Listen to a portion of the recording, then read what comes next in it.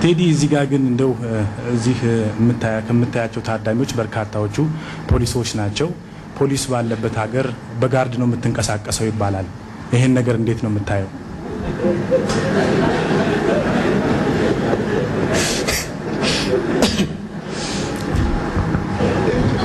እሺ አመሰግናለሁ። በመጀመሪያ ቴዎድሮስ ካሳሁን ለሀገሩና ለሀገሩ ብቻ ነው ዘፋኝነቱ። እኔ ደግሞ አጠገብ የምታዩት ሻለቃ አትሌት ጀግናው ኃይሌ ገብረስላሴ ለዓለማችን ትልቅ የሆነ ሰው ነው።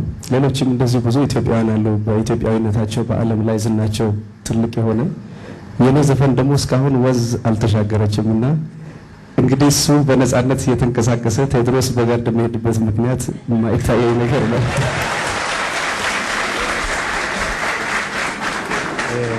በተለያዩ ጋዜጦች ላይ ስለ ቴዎድሮስ ብዙ ይባላል። በተለይ ግብረ ገብን ያልተላበሱ ብዙ ነገሮች እንደሆኑ ቴዎድሮስ ሴቶች ጡት ላይ ሌላም ተገቢ ያልሆነ ቦታ ይፈርማል እየተባልክ ነውና ይሄ ነገር ደግሞ እንደው ከባህልም ከወጋችንም አንፃር ትንሽ ወጣ የሚል ይመስለኛል እና እንዴት ነው የምትመለከተው ይሄን ነገር? እሺ አመሰግናለሁ። በመጀመሪያ ትልልቅ ሰዎች እዚህ ስላሉ ትንሽ አስነዋሪ ነገር ስለሆነ ይቅርታ እንጠይቃለን። ባለፈው ጊዜም በሬዲዮ መልሻለሁ ይሄን ነገር። እንደውም ጥያቄው ሲጠየቅ ነገርን እውነት እያስመሰለው እየሄደ የመጣ ይመስለኛል። ይሄን ላለማድረግ የሚያስፈልገው ኢትዮጵያዊ ሆኖ መገኘት ብቻ ነው።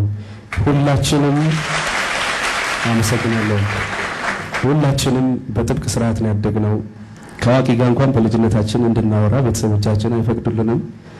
እኔ ደግሞ ከዚህ ህብረተሰብ መሀል ስለወጣሁ እንዲህ አይነት አስነዋሪ ስራ እሰራለሁ ብዬ አላስብም።